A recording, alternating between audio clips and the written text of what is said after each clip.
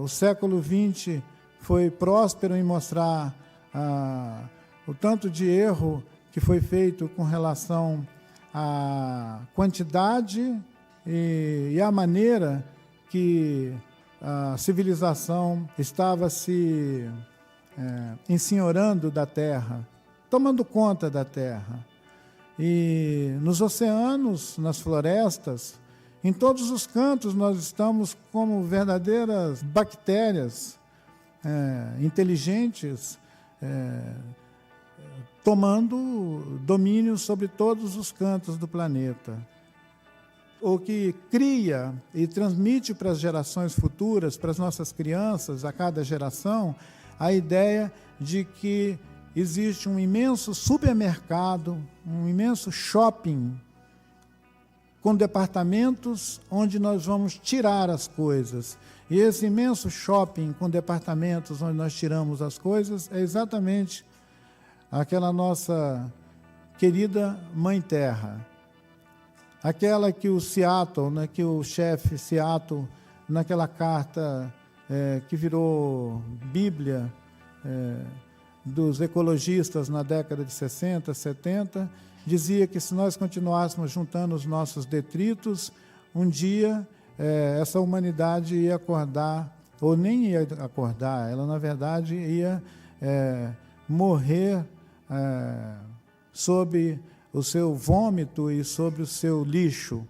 Nós estamos cada vez mais próximo dessa realização de ficarmos soterrados sobre os nossos detritos, mas não mudamos a batida.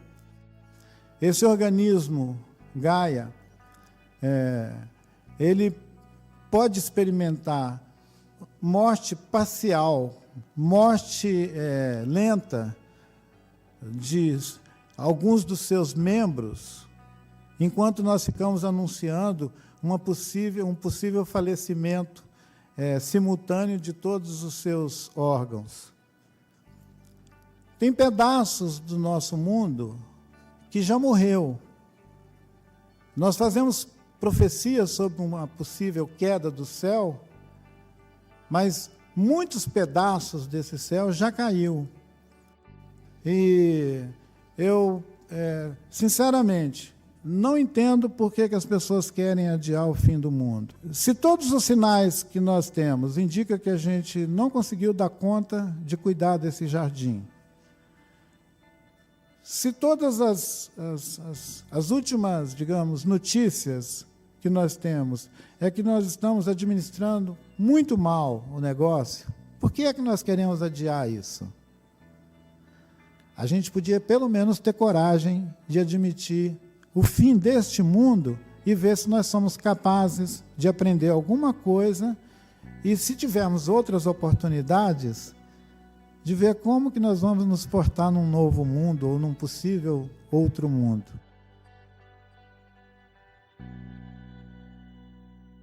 Motumbaxé, meu populacho abençoado. Aqui quem fala com vocês é o seu guerreirinho suburbano preferido. E hoje solitário, pois estamos aqui em um episódio diferente. O episódio de hoje, como vocês já devem saber pelo título, é um especial dedicado ao aquecimento global, às mudanças climáticas, à catástrofe ambiental, enfim, o nome que vocês quiserem dar. Inclusive, discutir sobre qual é o nome mais adequado vai ser um dos temas desse episódio. Esse episódio, como vocês vão perceber, ele é um pouco diferente. Vai ser um episódio no qual teremos diversas vozes, e não um formato usual de um bate-papo com um convidado ou mais. Teremos aqui uma verdadeira polifonia, pois da maneira como eu concebo o aquecimento global, ele é um evento fractal, né? Ele é um evento múltiplo. Então, a única forma de dar minimamente conta dele é tomando de perspectivas locais, sendo a ciência ela própria uma perspectiva local. Então, para esse primeiro episódio, além do Ailton Krenak, que abre o episódio, caso vocês não tenham reconhecido essa belíssima fala, teremos aqui pela ordem que aparecem a Débora Danovski, doutora em filosofia, professora da Pontífica Universidade Católica do Rio de Janeiro, que ao longo dos últimos anos tem produzido uma reflexão dentro da filosofia sobre esse horizonte cataclismático que se aproxima. Com ela temos a Aline Costa, também doutora em filosofia, que tem produzido uma reflexão interessante sobre a forma como outros povos, como os ameríndios ou agricultores do semiárido, experienciam e resistem à catástrofe climática que se desenha. E junto a elas teremos também o Alexandre Costa, que é professor titular da Universidade Estadual do Ceará e tem doutorado em ciências atmosféricas e pesquisa mudanças climáticas. E por fim, teremos uma última voz principal nesse episódio, pois já aviso aos nossos ouvintes que teremos um segundo na sequência. Temos aqui uma representante da Coalizão pelo Clima de São Paulo, que optou por não se identificar, justamente por conta das características desse movimento, que é coletivo e antipersonalista. Vamos falar um pouco mais sobre ele no fim do episódio. Então são essas as 4 vozes principais que teremos ao longo do programa, além da minha, né? Teremos ainda outras vozes, digamos, menores, por conta do tempo de participação, de que verdadeiros depoimentos, como o de Joênia Wapichana, do Padre Ticão, que vão nos falar um pouco sobre essa percepção múltipla do aquecimento global. Só lembrando que esse episódio só foi possível graças ao apoio de nossos padrinhos e madrinhas, né? Então, se você acredita no nosso trabalho e quer contribuir para a produção de conteúdo independente como esse, eu peço que você vá lá em www.padrim.com.br/benzina e veja se tem alguma faixa de apoio que caiba no seu bolso. Não precisa se preocupar em anotar, porque vai estar aqui na descrição do nosso episódio. Por fim, gostaria de pedir àqueles que estão se deparando com esses dados pela primeira vez que não se deixem levar, talvez pelo medo ou desespero, pois, de fato, esse episódio é portador de uma má notícia. Esse é um ponto com o qual nós temos que enfrentar. Como o final desse episódio e o próximo episódio vão mostrar bem, somente enfrentando esse problema de frente, sem negá-lo, seja por meio do negacionismo cínico, seja por meio do negacionismo do desespero, que nós vamos poder resistir a ele. Então, enfrentar esse problema de frente é justamente uma forma de resistir, de não sucumbir. Então eu peço aos ouvintes que tenham isso em mente, mesmo diante de alguns dados extremamente preocupantes.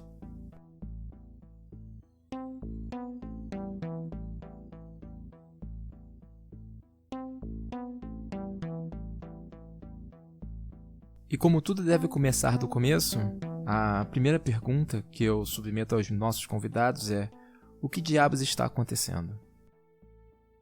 Então, Orlando, o que está acontecendo é o fim do mundo, né? Para trocar em miúdos, o que está acontecendo é o aquecimento global. Não se fala mais em mudanças climáticas, porque é um termo que as pessoas a sociedade civil está considerando fraco demais. Então, concordaram, né, todos, alguns jornalistas e movimentos, e, enfim, quem presta atenção a isso, em chamar o que está acontecendo de colapso climático, colapso ecológico, superaquecimento global, né? Mudança climática, na verdade, é um termo que até, no certo sentido, explica mais algumas características do aquecimento global, mas parece fraco demais. Na verdade, essa decisão foi a partir do inglês, né? Porque em inglês se diz global warming, e o warming o warm não é hot, né? Hot é quente. Para a gente já era quente, era aquecimento global. Então, a gente já está dentro dessa mudança, mas além de falar em aquecimento global, a gente fala em colapso global, desregulação, né? Do clima global, que é o que está acontecendo, que a gente está chamando de fim do mundo. Como o nome diz, né, aquecimento global é global, né? E ele é tão grave porque justamente ele é uma mudança na temperatura global. Vamos imaginar o nosso corpo, né? sei lá, você tem uma temperatura média normal diária de, sei lá, quando você está no meio do dia, 36 graus e meio, 36,5. Né? 36,5 é uma temperatura normal. Se você está com 37,5, você já está febril. Né? Se a tua temperatura passa a 38, você já está com febre. 39 já está mouse. Né? Então, a mudança, na verdade, de temperatura que importa para a gente falar em aquecimento global e que vai levar a gente, todo mundo, a ficar de cabelo em pé, os cientistas a se desesperarem e as pessoas saírem às ruas, etc., porque não acontece ainda muito no Brasil, mas está começando a acontecer, é que essa pequena mudança, na verdade, tem efeitos muito grandes e vai ter efeitos cada vez maiores. Então, só que esses efeitos se dão localmente, em cada lugar, de maneira própria. Então, eles podem ser leves, pode ser simplesmente um verão mais quente, mas aí a gente não lembra muito, né? Parece que a gente só lembra, assim, a nossa memória sensitiva, né? Se a gente pode chamar assim, ela só vai até os últimos, digamos, 5 anos, talvez. Então, a gente acha que um dia que está um pouco mais frio, a gente aqui no Rio, né? Carioca já acha que não, que aquecimento global, que isso, né? Tá gelado hoje. Só que se a gente fosse há 20, 30 anos atrás, 40, 50, era muito mais frio. Né? Então, isso para falar de um aspecto do aquecimento global. Tem mudança no regime de chuvas, nós enfrentamos aqui no Rio mesmo, né? Uma seca muito forte. Né? Foi ao mesmo tempo em que houve uma seca que quase deixou a cidade de São Paulo sem água. Não sei se vocês lembram disso. Se tivesse acontecido, os reservatórios estavam secando, se tivesse acontecido a cidade, imaginem, a cidade de São Paulo inteira sem água. Já teve, começou o racionamento aqui no Rio também. Né? Então então chuvas torrenciais, mas aí as pessoas vão dizer, não, mas sempre houve chuvas. Né? Então, essa relação, a dificuldade de você ligar a experiência, como você falou, né, experiência sensível, né, aquela que os negacionistas usam para rebater a ideia de que exista aquecimento global, para você ligar o que está acontecendo aqui, né, no seu corpo, do teu lado, com esse fenômeno global, não é uma coisa evidente, não é fácil. E para isso se precisa de toda a mediação, na verdade, nós que estamos aqui na cidade, né? Porque quem trabalha com a agricultura, os ribeirinhos, quem mora ali, né? Que depende das estações do ano e de uma sincronia de tudo que acontece ao seu redor, essas pessoas veem muito mais, sentem muito mais facilmente o que está acontecendo. Nós aqui na cidade, né, armados, né, dentro do ar-condicionado, né, com todo o aparato que nos protege do tempo, né, para a gente é muito mais difícil. Total. A própria questão do semiárido, né, porque é uma região que ela já funciona normalmente por um período de variação, né, pluviométrica, né, 6 meses do ano chove, 6 meses não chove, as pessoas sabem que existe esse período de seca. Mas o que a gente está vivendo hoje é que esses períodos estão ficando cada vez mais prolongados. Então as pessoas hoje já estão vivendo secas muito mais graves, muito mais fortes, muito mais frequentes, de duração muito maior do que o de sempre. Então, claro, sempre houve, né, período de estiagem, período de chuva, mas o que está acontecendo agora é de outra ordem. Então, esse argumento dos negacionistas de tá inverno, faz frio, tem que observar qual é o padrão histórico desse inverno. Né? Qual é a temperatura? Está tão quente, está tão frio como sempre foi? Que tipo de outros fenômenos estão acontecendo nesse inverno? E aí sim você consegue fazer uma conexão também, inclusive, para entender, né, para além da ideia da variação local. Porque, óbvio, a gente está falando de uma questão de atmosfera, de clima, tempo, são muitas variáveis que influenciam. Né? Calor, por exemplo. Né? Calor, a gente é um bom índice para a gente aqui no Rio de Janeiro, já que é para ficar aqui no Rio de Janeiro, né? Um bom índice para a gente entender. Calores, uma temperatura global de mais, sei lá, 1,5 graus, que é o limite que os governos concordaram em tentar não ultrapassar globalmente, que é praticamente impossível que não seja ultrapassado.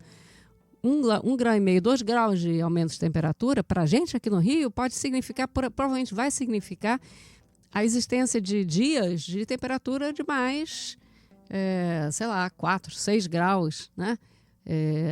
Ou seja, não significa que quando você fala temperatura, aumento global de 2 graus de temperatura, 3 graus, 4 graus, isso implica que você vai ter eventos, né? Dias de calor extremo, sei lá, assim, 40 graus, 50 graus, né? Sem chuva durante meses e meses, ou anos, ou chuvas fortíssimas que você não consegue prever, né? Há alguns anos nós tivemos o primeiro furacão na costa aqui do Brasil, que foi em Santa Catarina. Eu esqueci, eles deram um nome a esse furacão da categoria mais baixa, mas foi um furacão, né? Então, de repente, começa a ter esses fenômenos que a gente não conhecia. Só um caso, né, que eu queria contar. Eu, quando era criança, quer dizer, eu presenciei, né, eu era criança, na época que teve as 2 grandes enchentes de, acho que foi 66, 67, se eu não me engano, no Rio de Janeiro. Então, eu tenho várias lembranças. Em Santa Teresa caíram vários morros, né? Muitas crianças ficaram órfãs. E eu me lembro de ficar na janela, assim, olhando para o céu nublado, triste, né? Quando é que vai parar de chover? Então, isso era no meu imaginário, essa questão da chuva, das enchentes, era muito forte. Medo dos rios encherem, né? Medo de chuva de alagar. E, de repente, de uns anos para cá, eu me dei conta que tem um outro medo que eu não tinha a menor noção que podia dizer respeito a mim, que é o medo da seca, né? Então, as pessoas na região serrana começaram a não poder recorrer a minas de água que elas usaram a vida inteira, né? Rios secando, fora a poluição, né? Fora a poluição. Enfim, é isso. E como representante de uma perspectiva não citadina, não sulista, nós temos aqui o depoimento de Joênia Wapichana, a primeira mulher indígena a exercer a profissão de advogada no Brasil e atualmente deputada federal pelo estado de Roraima.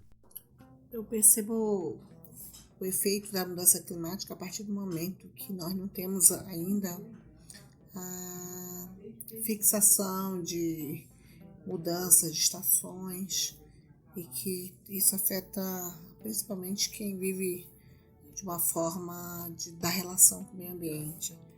Por exemplo, os períodos de chuvas alteraram e com isso também altera o calendário do cultivo. Também o aquecimento global ele é real.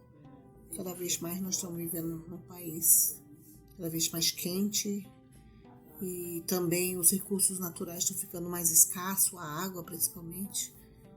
E eu estou percebendo também que os animais estão diferentes, né? Diferentes estações, sempre se tinha aquele olhar de observação para a natureza. E como nossos ouvintes sabem, o Benzina não é um programa anticientificista, né? Não é um programa obscurantista. Ainda que, bem verdade, tenhamos toda uma perspectiva crítica sobre o poder totalitário que emerge da autoridade científica. Mas não se trata, em absoluto, de negar a potência das ciências modernas. Não se trata disso aqui em absoluto. Então, é fundamental que, para que a gente compreenda a escala, né, desse acontecimento global, que se atualiza de maneira local, né, e múltipla, que tenhamos em mente a perspectiva dos cientistas, né, ou melhor dizendo, dos cientistas da ciência dura, da ciência hard. Então, nada melhor do que ouvir da boca dos próprios um pequeno apanhado sobre o que estamos enfrentando nesse momento.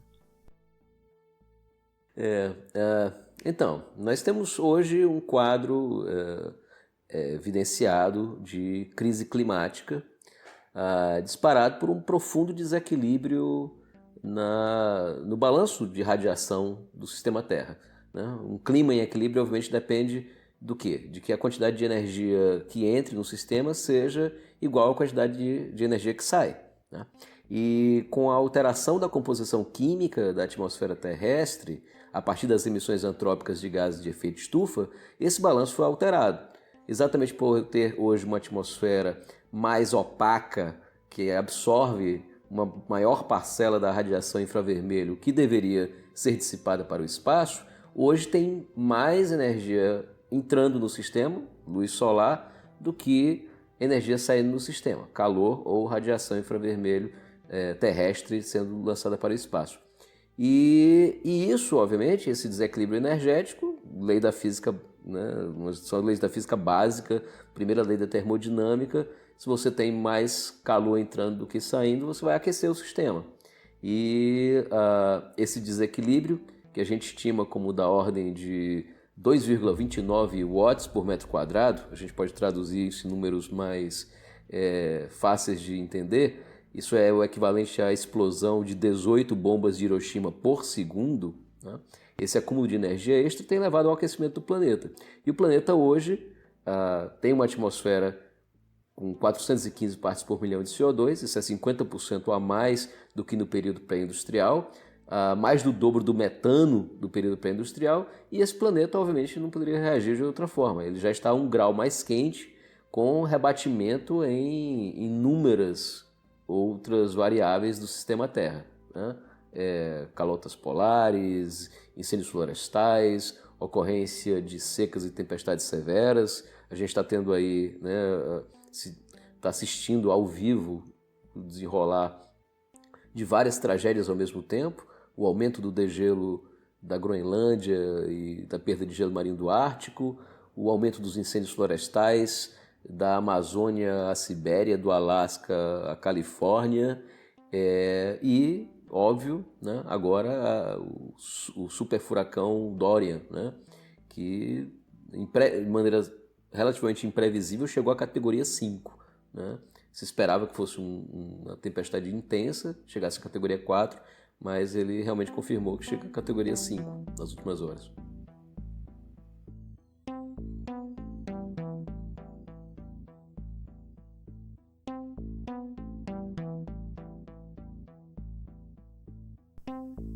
Fica então um questionamento fundamental. Porque mesmo diante de tragédias tão evidentes, de tantos flagrantes, ainda haja tanta inércia, ainda haja tanta negação sobre o assunto. Um desses motivos é justamente uma máquina montada por pessoas muito poderosas, conglomerados muito poderosos, que incide diretamente não apenas sobre a divulgação, né, desse material, né, mas sobre a divulgação de informações que permitam que as pessoas montem, né, esse quebra-cabeça e percebam que há algo de errado acontecendo.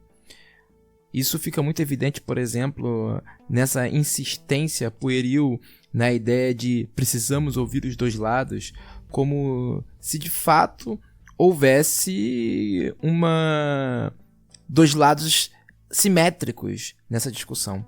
Como bem veremos, existe um consenso quase absoluto sobre o que está acontecendo com o sistema Terra. O outro ponto é justamente esse ecossistema de fake news que se consolidou, ou fatos alternativos, né, como alguns gostam de chamar, que se consolidou ao longo dos últimos 2-3 anos. Esse sistema, esse ecossistema, ele produz um efeito que a Hannah Arendt talvez chamaria de solidão, loneliness, né? Que é um dos efeitos da máquina totalitária, da demência totalitária. Essa solidão sobre a qual Hannah Arendt fala está atrelada à ideia de um colapso do mundo social, né? Que é um mundo onde os humanos, né, podem conviver. É um mundo onde aquilo que acontece, né, não corresponde de imediato ao desejo dos indivíduos. Esse mundo só é possível quando há uma confiança dos sujeitos em mecanismos de comunicação, como a ciência, como a imprensa, enfim. E é justamente sobre essa confiança que as fake news incidem, né, minando essa capacidade do indivíduo de confiar em algo, né, confiar na ciência, confiar na imprensa. Acho que a gente tem que dar nome aos bois, né? Os bois emissores de metano, inclusive. Negacionismo é charlatanismo, né? É patifaria, é pseudociência, é um movimento anti-ciência, né? E é preciso a gente entender isso, inclusive resgatando o processo histórico, para perceber que não há dois lados, não é uma disputa legítima o que se tem. né? É uma grande farsa. A ciência do clima, ela tem as suas raízes na física do século XIX, né?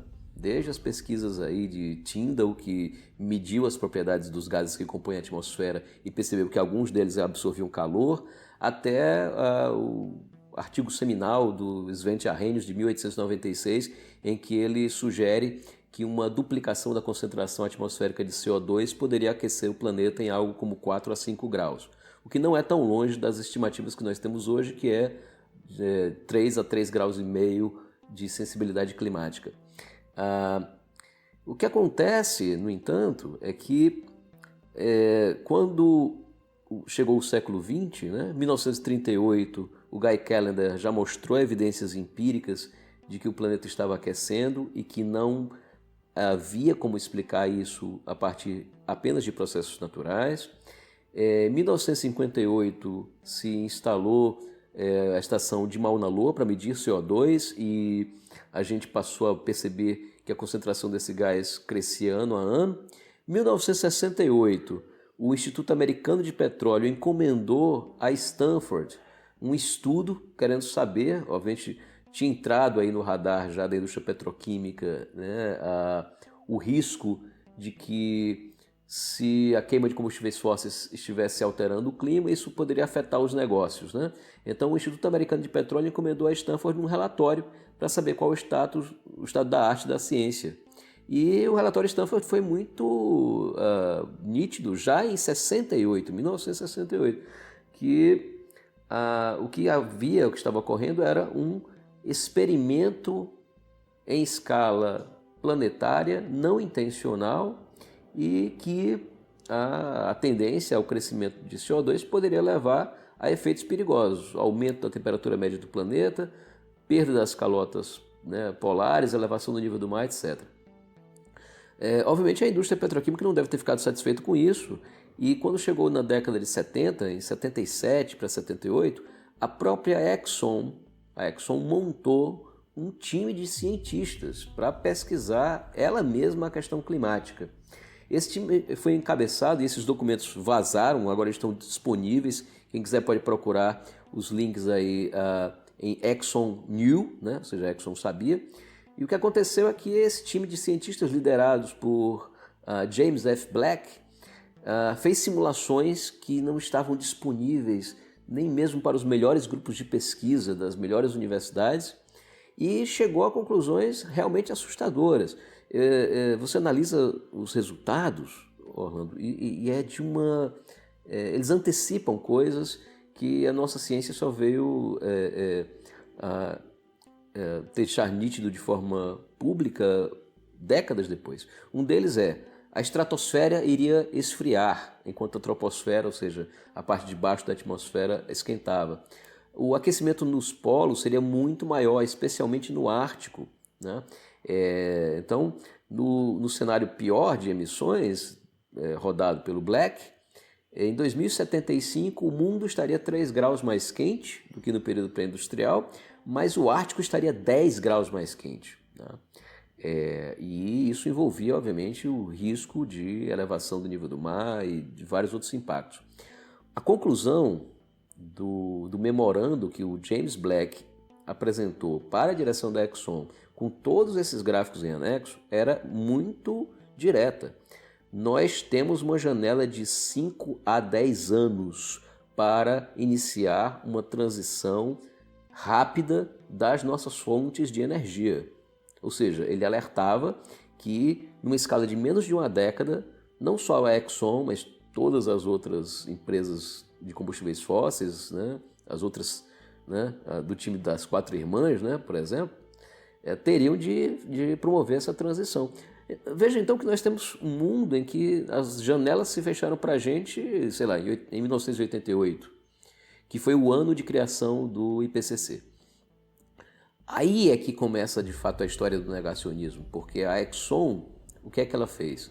Ao invés de seguir as recomendações dos cientistas de dentro da companhia, a Exxon simplesmente engavetou tudo, dissolveu o grupo de pesquisa do clima, deu um cala-boca no James Black e passou a fazer o que durante a década de 90? Financiar negacionismo.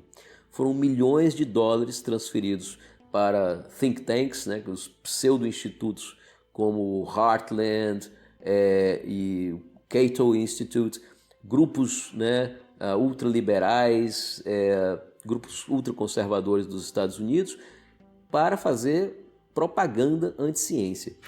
Com uma estratégia detalhada, tinha orçamento, estratégia, a estratégia envolvia tentar recrutar algumas figuras dentro do meio acadêmico, né, de preferência que não fossem conhecidas, envolvia recrutar pessoas dentro da mídia, né, jornais impressos, né, televisão, etc.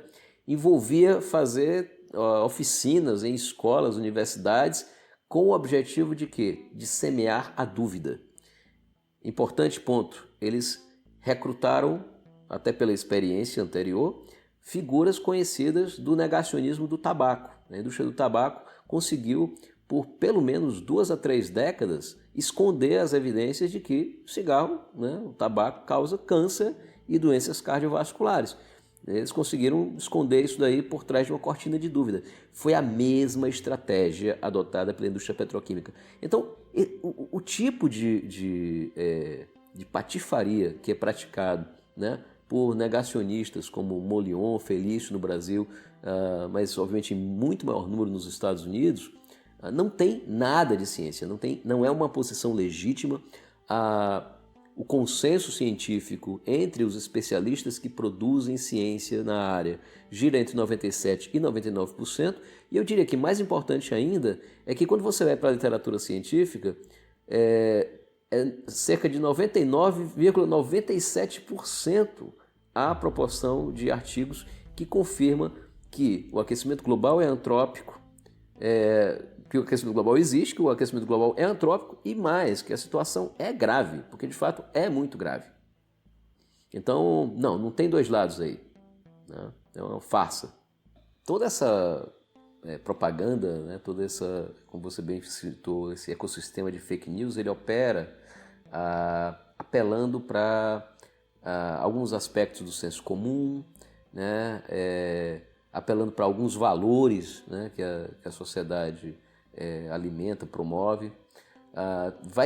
Entra tudo nessa jogada, nessa receita deles. E eu acho que a gente tem que ser capaz de entender que só desarmando o conjunto dessas bombas é possível a gente vencer. Um deles, óbvio, é essa aposta na confusão ultraempirista entre tempo e clima, né? Ou seja, a percepção do local e do imediato transplantada para o fato que, na verdade, tem uma outra escala. É uma escala global e escala de longo prazo. Então, essa é a primeira coisa. Tem que ter paciência para disputar o conceito, né? Mostrar que tempo é uma coisa, clima na verdade, a estatística do tempo, e apresentar fatos, né? Dados de realidade. Hoje, o que é que nós temos? A quantidade de ondas não é que ondas de frio desapareçam, não é que pode inclusive haver recordes de frio sendo batidos em alguns locais, mas uma estatística simples tem mostrado que os recordes de calor na escala mensal têm sido 5 vezes mais frequentes do que os recordes de frio. Ora, o que é que a gente esperaria num clima em equilíbrio? Que estatisticamente as duas coisas fossem equiprováveis, né? Acontecesse na mesma quantidade. E não, obviamente as ondas de calor estão muito mais frequentes e, detalhe, muito mais intensas do que as ondas de frio. Acho que nesse caso, inclusive, vale falar dos impactos disso, porque ondas de calor revelam, como todos os outros impactos das mudanças climáticas atuais, revelam a profunda desigualdade que está por trás do processo. A onda de calor de 2015 no subcontinente indiano, por exemplo, matou quase 4 mil pessoas na Índia e no Paquistão. E, óbvio, nenhum desses aí era empresário, né, da indústria petroquímica, né?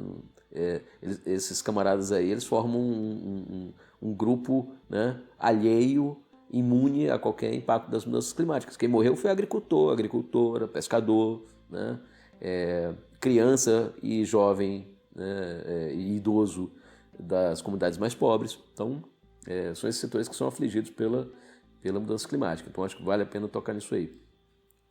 O outro aspecto aí tem a ver com o próprio pacote, né, de valores, afetos e pensamentos que conformam o ecossistema ultraconservador, né? Nós somos portadores de uma má notícia. Esse talvez seja o ponto que a gente precisa entender, que nós partimos de uma situação desfavorável para nós, né? Quando a ciência chega, nós descobrimos aqui a cura de uma doença, né? Avançamos na cura do câncer, avançamos na cura do Alzheimer, ou sei lá, os físicos de semicondutores encontraram aqui um novo, né, material que vai tornar a transmissão de informação 10 vezes mais rápida. E todo mundo, oba, maravilha, a ciência é linda. Quando a gente chega, a ciência está mostrando que tem que deixar 90% dos combustíveis fósseis no chão. Não, como assim? E o meu carrão, né? E a minha viagem anual com a família de férias, né? A ciência está mostrando que tem que parar de desmatar e diminuir radicalmente o rebanho bovino por conta das emissões de metano. E o meu churrasco, né? Então, tem uma parte aí dos valores e afetos que se conecta a essa perspectiva ultra-individualista, a ideia, né, de acumulação de riqueza, né, de ter mais, de acumular mais, né, de possuir bens de consumo, né, de comer cada vez mais carne, quer dizer, toda essa parte aí que dialoga também muito, né, com o universo do homem branco, rico, cis, hétero, no caso do Brasil, principalmente do Sudeste, né, e que produz, né, todo esse universo de ideias com os quais a gente termina tendo que se deparar. Então, no final das contas, acho que a disputa é também uma disputa de valores, né? Uma disputa por soluções coletivas, por harmonia com a natureza, igualdade. Nós temos que ter um discurso que dialogue justamente com o que há de melhor nessa disputa, né? Com a luta feminista, com a luta, né, contra a misoginia, contra o racismo, contra a xenofobia, né? Não é fácil não, mas quem disse que a gente veio a passeio, né? É isso aí. É fundamental retomar esse ponto de que vão ser os mais pobres ou as populações mais interiorizadas que vão sofrer primeiro as consequências das mudanças climáticas, do aquecimento global. E aqui está o depoimento de Kelly Maforte, do Movimento dos Trabalhadores Rurais Sem Terra, que fala justamente sobre esse ponto, sobre como o aquecimento global vai incidir prioritariamente sobre os mais pobres, sobre os mais interiorizados. E de que como isso é uma consequência não apenas do meio ambiente, né, do impacto, da pressão do meio ambiente, mas também do nosso próprio modelo produtivo, que prioriza o latifúndio e a grande concentração de terras. Mas quando a gente pensa nos impactos das mudanças climáticas no campo, é muito importante destacar que os mais impactados são os mais pobres, especialmente a pequena agricultura. Essa pequena agricultura que é responsável pela produção de 70% dos alimentos consumidos no Brasil, é também a que mais sofre os impactos das mudanças climáticas. Nos eventos, né, por exemplo, de seca extrema, como nós tivemos na região do semiárido brasileiro nos últimos tempos, ele provoca, né, uma série de consequências. Essas consequências, elas estão no âmbito da soberania alimentar, né, impactando ali os agricultores. Isso significa mais gente exposta a situações de fome, de desnutrição por conta da escassez do alimento. Também representa um processo de falta de água, não só para a produção, mas também para a alimentação humana.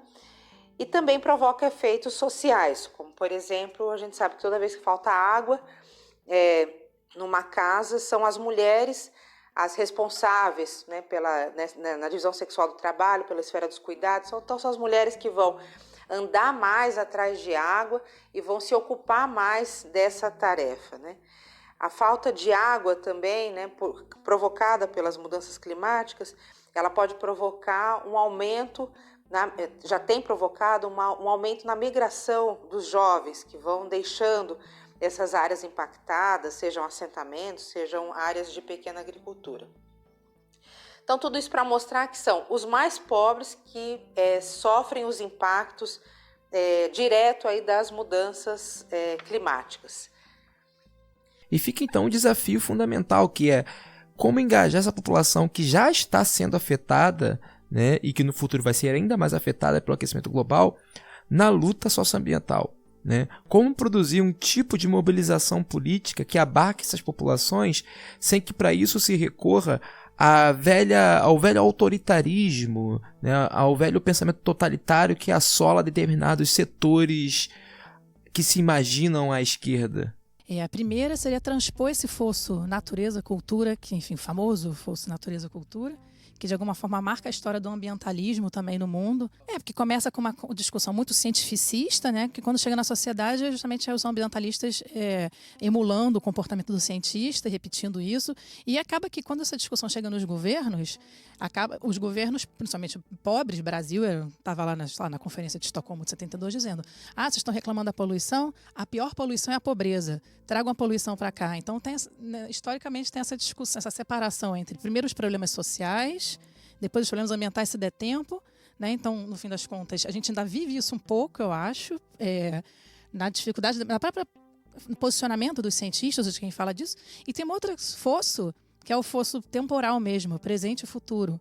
Porque um dos argumentos que é muito usado para as pessoas que dizem: não quero saber de aquecimento global, olha, isso tudo é muito bonito, mas tem problemas agora que a gente tem que resolver, que tem a ver com pobreza, tem a ver com violências que já estão acontecendo. Então, se eu tiver que escolher, eu vou resolver agora, eu não vou me preocupar em dar essa volta. Então, para mim, são dois realmente obstáculos estruturais para pensar a comunicação da mudança climática, né? A questão temporal.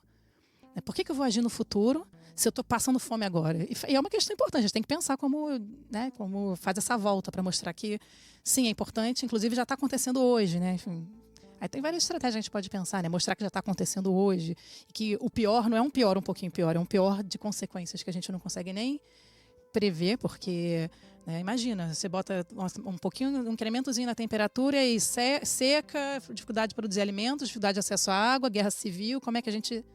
Né? E a gente não tem ideia se isso é 5 anos, 10 anos, 20 anos, né? A gente não tem muita... Então, a gente está lidando com um grau de incertezas que a gente não deveria negligenciar, mas que, por conta das opressões diárias, muitas vezes as pessoas dizem que não, vamos deixar para lá, a gente pensa nisso depois. Né? Contudo, é preciso ficar muito atento para que essa urgência que o aquecimento global suscita não se converta num dispositivo de pulverização de microfascismos, né? Para que ele não seja utilizado pelos nossos responsáveis, pelos nossos governantes, como um mecanismo de controle, como nós vemos hoje em dia acontecendo com o discurso sobre a criminalidade urbana, né? Onde o medo da população rapidamente é convertido pelos nossos gestores num dispositivo de controle. No momento de maior urgência, é preciso pensar, porque se a gente se abstém de pensar e faz só o que parece viável ou possível, ao nosso alcance em termos políticos, vai ser isso, vai ser plano de remoção, daqui a pouco plano de extermínio. Né? A Stangers fala, né? Se a gente deixar a gestão, se deixar o problema na mão dos especialistas, né? os responsáveis, os cientistas, os que sabem, os que entendem do assunto, a gente pode acabar correndo o risco de eliminar as bocas inúteis, né? Que ela fala.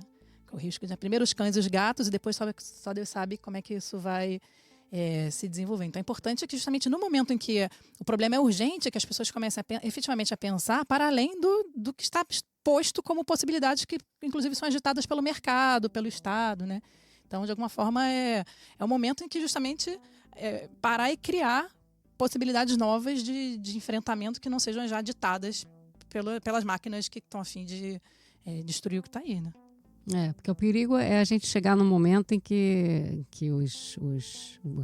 a tecnocracia, né, essa junção Estado-ciência, a gente está falando dos cientistas, da ciência de uma maneira geral, né, mas essa junção malévola ali, né, da ciência a favor do Estado, que chega um momento em que se diga não tem jeito, tem que fazer, tem que tomar tal e tal medida, o aquecimento global já né, já é insuportável, vamos ter que abrir mão, né, sacrificar uma tal população, né? Por exemplo, os estrangeiros primeiro, né? Deixa eles morrerem tentando atravessar o Mediterrâneo, né? Deixa esse pessoal morrer, né? Põe em campos de concentração, né? Isso seria um primeiro passo, né? Depois você, né, vai crescendo. Então, chegar nesse momento em que vai ter alguém dizendo o que não tem jeito, que é uma frase que a gente ouve todo dia, né, na televisão, não tem jeito, tem que reformar a Previdência, não tem jeito, tem que, né? Isso só tende a crescer, né? Só tende a crescer. Então, tem que tomar para si, nós temos que tomar para nós mesmos as questões, né?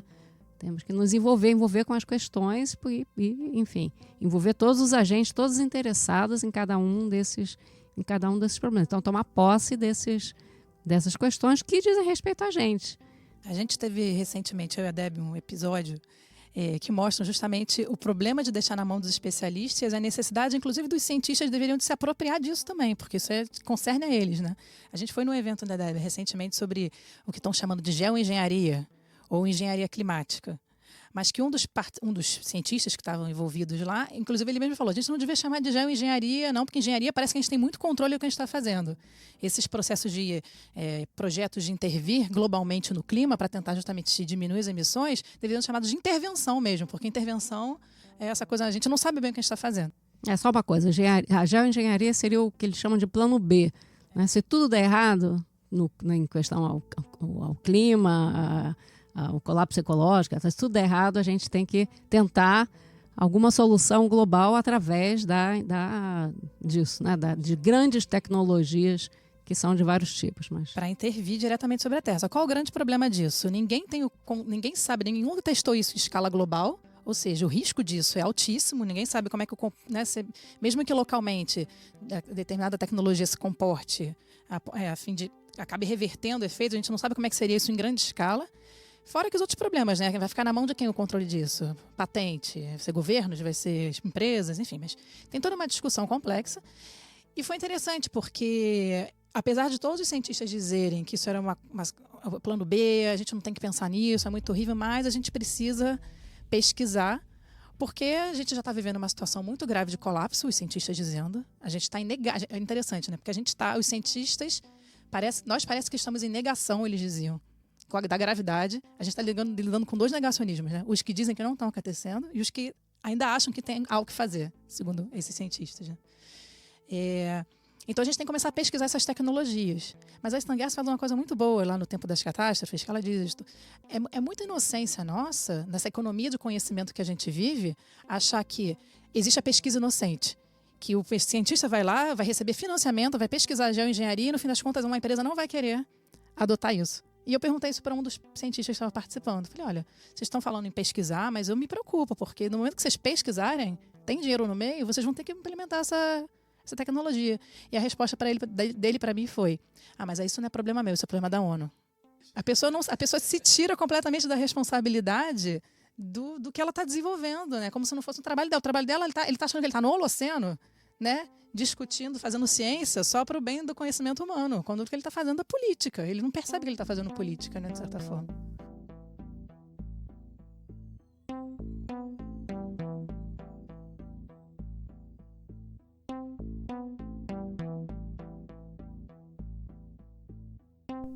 E essa crença desmedida na ciência se desdobra rapidamente numa espécie de negacionismo estrutural, numa esperança de que, de alguma forma ou outra, vamos ser capazes de inventar algo, quem sabe numa solução à la Hollywood, vamos inventar uma nave espacial capaz de nos levar para o espaço e fazer com que a humanidade escape da catástrofe.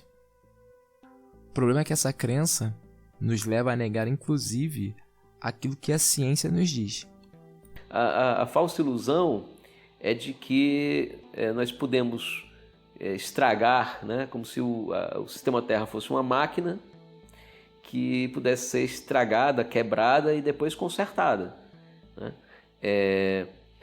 Justamente, talvez, por esse pensamento muito tradicional, que veio inclusive da ciência, né? Talvez desde os séculos XVI, XVII, XVIII, né? A ideia das coisas funcionando como máquinas. E aí você quebra, depois você conserta. E nesse caso, a ideia seria, não, nós vamos continuar queimando carbono, mas vai vir uma tecnologia salvadora. As renováveis vão avançar, entra a captura e armazenamento de carbono para tirar o CO2 da atmosfera, e entra a geoengenharia para segurar a temperatura para ela não entrar em regimes de elevação de, 4, 5, 6 graus, que obviamente aí não tem enclave burguês que sobreviva no cenário desses, né? E o mais absurdo, portanto, é que todas as indicações científicas, e é estranho que haja uma tendência até de alguns colegas do meio acadêmico de negar isso, todas as indicações científicas são de que isso não vai dar bom. Essa crença numa ciência que não existe, ela está atrelada a um desejo de conservação do próprio estilo de vida, né? A uma estreiteza do pensamento que só consegue conceber a existência dentro dos termos citadinos, modernos, euro-americanos, enfim, como você quiser chamar. Se todos os cidadãos do planeta fossem estadunidenses, a gente ia precisar de 3 terras e meia, né? Para você ter em carbono é talvez até mais séria a situação, porque como o modo de vida, né, o American Way of Life é muito carbointensivo, o habitante médio dos Estados Unidos emite 16,5 toneladas de carbono, de CO2 equivalente por ano, o que é mais de 6 vezes a cota, né, para 2030, que é de 2,5 toneladas de CO2 equivalente por pessoa, e o que é 55 vezes mais, por exemplo, do que um moçambicano médio, né? Então, é um modo de vida absolutamente insustentável. A grande questão, e aí é realmente muito lamentável que ideologias as mais diversas, né, não assumam a possibilidade de você viver de outra forma, mas a realidade é que esse modo de vida ele é impossível de ser mantido, por razões físicas, né? Não tem energia, não tem matéria, essa é outra questão também, além da demanda energética, como você bem frisou, por fonte barata, como a dos combustíveis fósseis, existe uma demanda enorme de matéria, né? Para você produzir um mísero celular de 150 gramas, você precisa minerar 70 kg de rocha, porque tem que pegar lítio, cobalto para as baterias, alumínio para a carcaça, cobre para os condutores, ouro, paládio, etc., né? E aí tem hoje mais de 5 bilhões desses aparelhinhos circulando por aí. Mas, enfim, é um modo de vida que coloca pressões sobre o sistema Terra que não consegue se sustentar a longo prazo, né? Talvez nem mesmo a médio ou mesmo curto prazo. O que vai acontecer é que, de alguma forma, a ficha vai cair, por bem ou por mal. Eu costumo dizer que o colapso da civilização como a conhecemos, e isso obviamente inclui o seu modo de produção, né, o capitalismo, esse colapso é inevitável. A gente tem apenas 2 opções.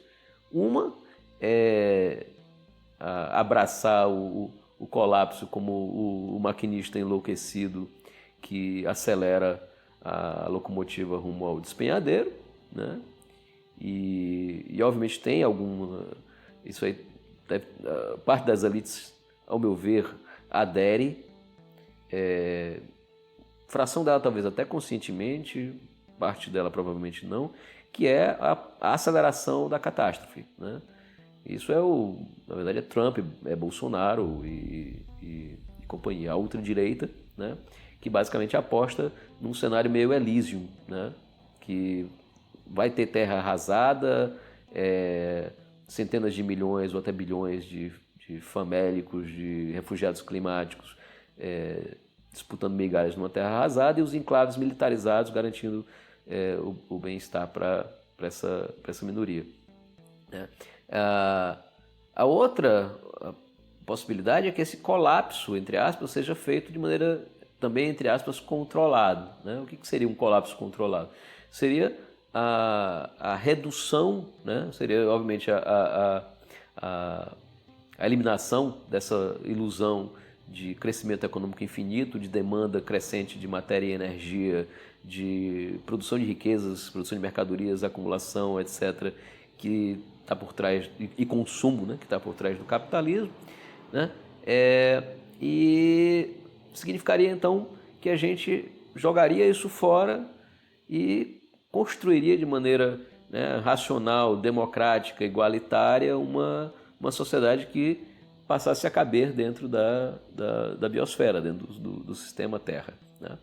E isso, obviamente, envolve uma radical transformação no sistema produtivo, né?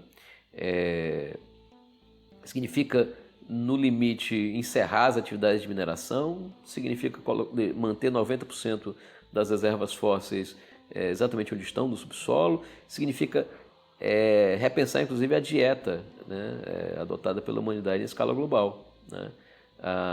Não dá para a gente sustentar a indústria da carne nos níveis que se tem, é algo inviável, né? E que, obviamente, com uma produção energética a partir de fontes renováveis dentro de limites, né? E uma vida baseada em outros valores, né? No tempo livre, na arte, no cuidado, a gente tenha um outro arranjo econômico, né?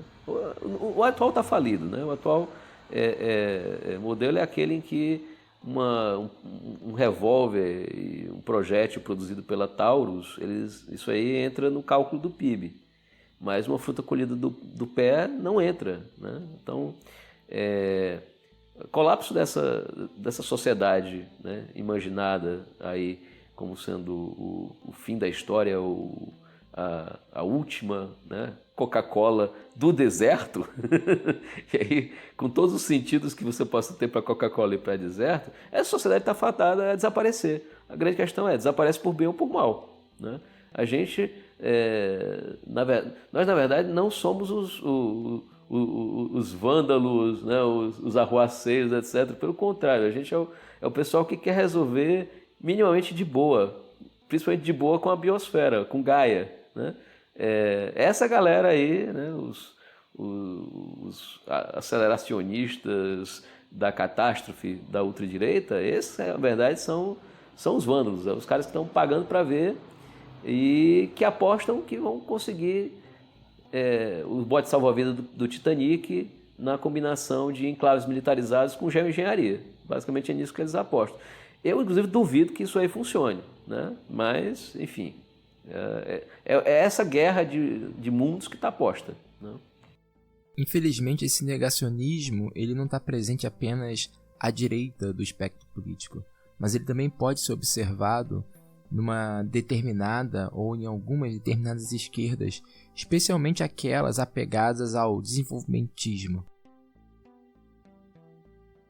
Na verdade, a da direita, eu acho que talvez leve a sério, sim, o que está acontecendo, né? O mundo vai acabar, os recursos estão acabando, as terras férteis estão acabando, tem gente demais, vamos... Tudo bem, porque a gente vai, né? A gente vai se armar, vai construir os nossos bunkers, vamos, né? Vamos nessa mesmo, porque a gente vai se defender, né? Enfim. Os outros dois, essas duas posições, a meu ver, não levam a sério o que está acontecendo, que são os limites materiais, físicos da nossa existência, né? E não está dando para viver desse jeito, não vamos conseguir. Não é que não queremos ou não queremos, né? Vamos fazer assim ou não vamos fazer assim. Não dá, né? Além de toda a parte malévola, digamos assim, opressão, né? Violência, exploração, destruição, né? Tem um limite. A gente está dando de cara com esses limites físicos. E queiramos ou não, vai ter que mudar, né? Vai ter que mudar, mas justamente a gente não pode deixar que esse pessoal, né? Nem os da direita ali, nem os do centro, nem os outros, né? Tomem tomem das nossas mãos a maneira de viver. Nós é que temos que tomar a frente disso, né? Eu acho até que no aceleracionismo existe essa crítica, mas como eles não conseguem pensar nada fora desse modo de vida, eles acham que tem que estar tudo, né? Vamos acelerar ao máximo para fazer o próprio capital colapsar e a partir daí a gente viver no idílio. Eu não sei qual é a estrutura mental que tem ali, que eles acham que realmente é mais fácil. Destruir o mundo, porque destruir o capitalismo assim, de uma vez só vai passar por destruir o mundo, nesse sentido que eles querem, né? Acelerar a máquina. Quanta destruição eles vão estar desenvolvendo no caminho. E no final acabou o capitalismo. Agora o mundo tá bom. Eu não sei de onde que eles acham que... Capitalismo 2.0, né? Pois é, e talvez isso possa soar um pouco desapontante, ou enfim, pode... Mas eu não sei, assim, se a gente acreditar de que tudo vai mudar e que, enfim, a gente vai conseguir efetivamente abrir mão desse modo de vida. Eu digo planeta, né? Assim, modo de vida ocidental, pelo menos, extremamente intensivo em energia e recurso. Eu não acredito mais que a gente vai ser capaz de mudar tudo. Eu acho que a gente vai ter que aprender, inclusive, como diz lá a Dona Haru e a Anat Singh, aprender a viver nas ruínas, estabelecer refúgios, começar a constituir localmente, onde for possível, restabelecer restaurações, porque talvez seja o momento da gente começar a abandonar os sonhos também megalômanos de mudança geral, revolução. Talvez a própria esquerda vai ter que mudar o tipo de tom, o tipo de linguagem com que ela se comunica, com o que ela pensa, né? Talvez essa ideia de revolução total e mudar tudo, né? Modificar completamente o sistema, talvez ela seja um pouco negacionista no fim das contas, entendeu? Porque se a gente leva a sério o que os cientistas estão dizendo, que na verdade eles são até mais conservadores, né? Os relatórios que saem da ONU são projeções muito mais conservadoras do que efetivamente os cientistas, independentemente, a gente tem 11 anos para diminuir pela metade as emissões todas do planeta. 11 anos. A gente não falou muito das bases científicas das mudanças climáticas, mas o ponto todo é esse. A gente tem que até 2030 reduzir até metade as emissões e até 2050 zerar. Tipo, não bota mais carro na rua rodando a gasolina, ninguém mais viaja de avião se o combustível for fóssil. E o que está acontecendo na prática desde 2017, principalmente com a eleição do Trump, as emissões começaram a aumentar. Depois de um período em que elas começaram a declinar, elas começaram a aumentar. Então, a gente tem 11 anos, uma janela que está sendo considerada otimista, porque é uma janela grande, teoricamente a gente tem menos tempo, e as emissões estão aumentando. Então, o que a gente pode falar em termos de revolução, efetivamente? Né? Então, eu não sei, não quero ser a pessimista, já fui, mas em que bases a gente pode pensar um pensamento realmente de resistência e de esquerda, considerando esse cenário?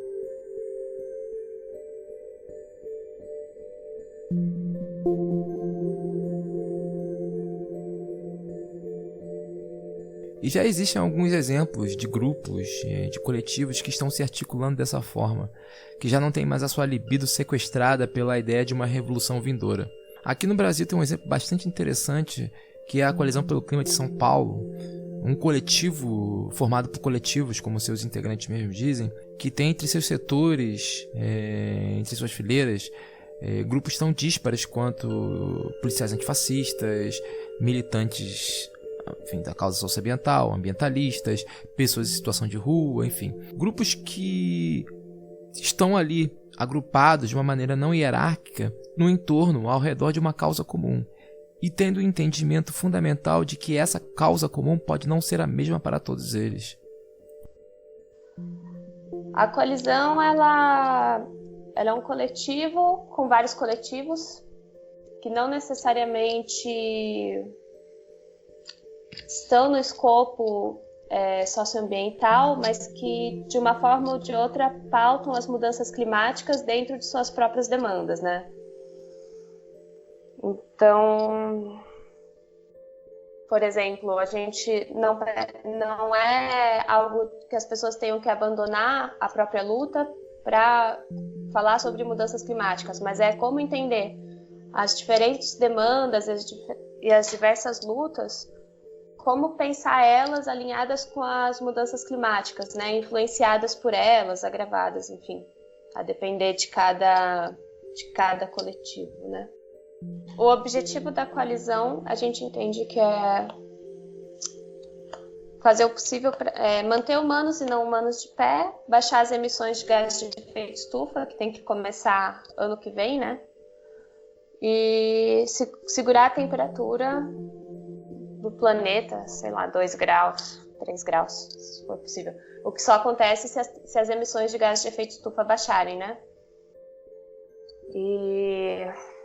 Então esse é o objetivo. E a partir disso, a gente entende a greve como um ponto, mas que existe vários outros direcionamentos e ações que são possíveis de serem feitas nesse sentido, né? A gente trabalha desde com rodas de conversa nas escolas, formação, e não só em espaços escolares, né? Tipo, em qualquer espaço onde for possível conversar sobre mudanças climáticas e construir coisas sobre isso, a gente pretende estar, né?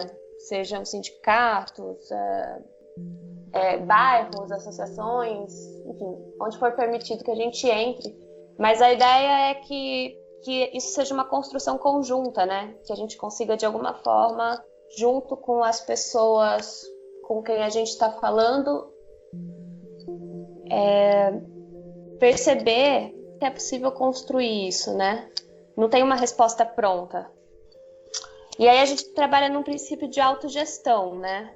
Porque por ser tão diverso mesmo, assim, a gente tem pessoas de vivências diferentes, de ideologias diferentes, desde galera com uma ideologia mais anarquista até capitalismo verde.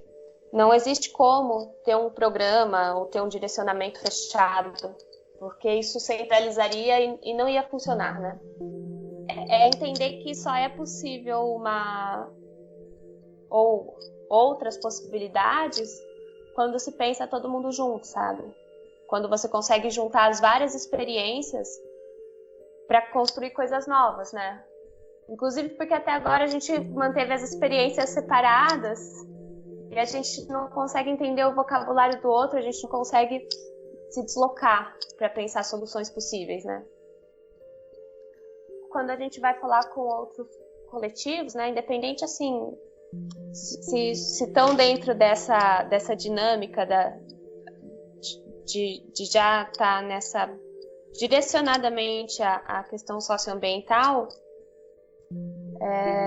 mesmo assim, a gente não existe uma proposta pronta de construção, além desses objetivos.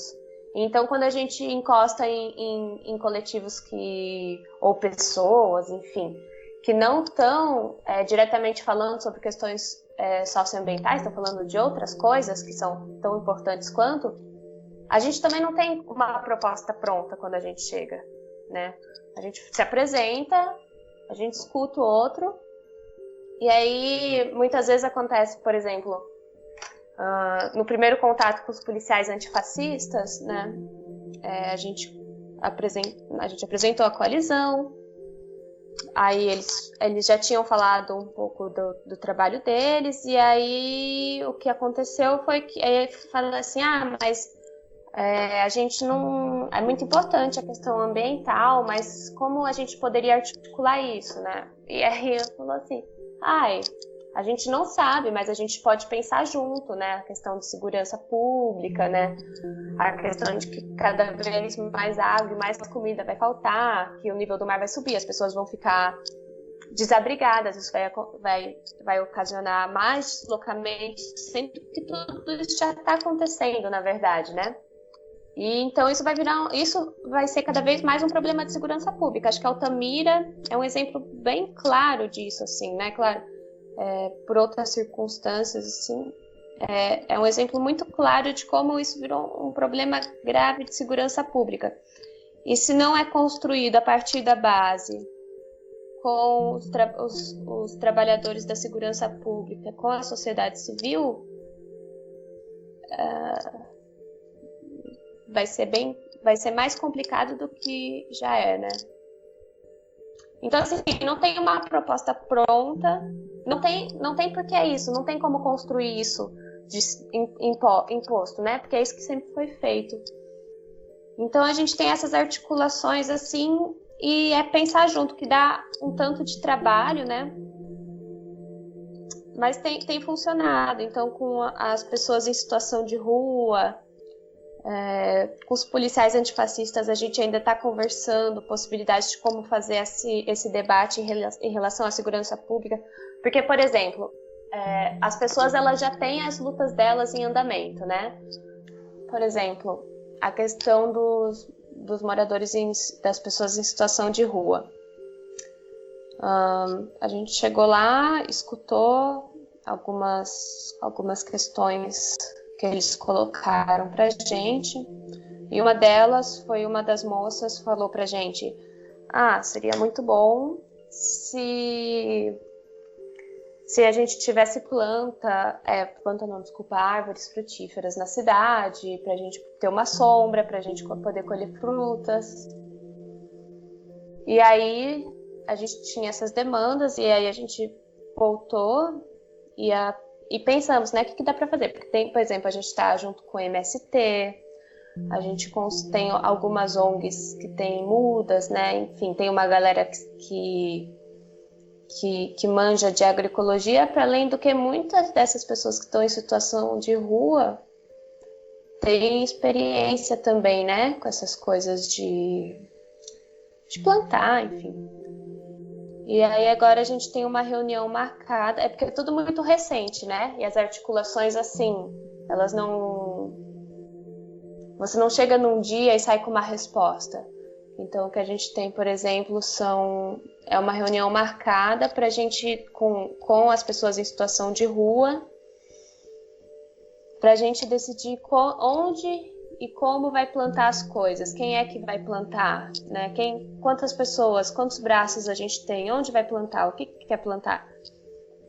Inclusive tem essa questão de respeitar o tempo do processo dos coletivos, né? Tanto o dos coletivos que já estão dentro da coalizão, que estão fazendo bastante coisa, quanto dos coletivos dos quais a gente está se aproximando, né, e escutando e pensando coisas juntos, inclusive porque muitos desses coletivos são extremamente marginalizados, inclusive dentro da própria esquerda, né? Então a gente entende que é um processo de construção de confiança também.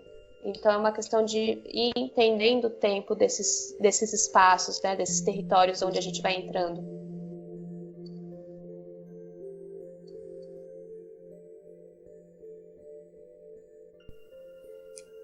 E é isso, meu populacho abençoado. Assim encerramos a primeira parte do nosso especial, tudo o que você queria saber sobre mudanças climáticas, mas tinha medo de perguntar. E agora você sabe por que tinha medo de perguntar, né? Enfim, antes de terminarmos, tenho duas coisas.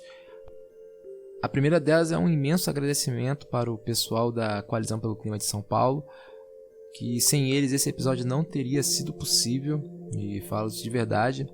E não só pelo apoio, pela mediação, né, enfim, mas também pela inspiração, porque para mim é revigorante ver um movimento se articular dessa forma, de uma maneira não hierárquica, apostando na autogestão. E a segunda coisa é aquela dica que a gente sempre dá no final dos episódios sobre livros que podem nos ajudar a compreender o que está sendo tratado. Nesse episódio vou recomendar mais uma vez um livro que já foi, enfim, recomendado algumas vezes aqui, que é No Tempo das Catástrofes, da Isabelle Stangers. Recomendo muito que vocês consigam um exemplar desse livro, pois ele é, digamos, um bom manual. Ele traz dali uma inspiração de como resistir à barbárie que vem. Então é isso, meus queridos e minhas queridas. Lembrem-se, nunca foi sorte, sempre foi Exu.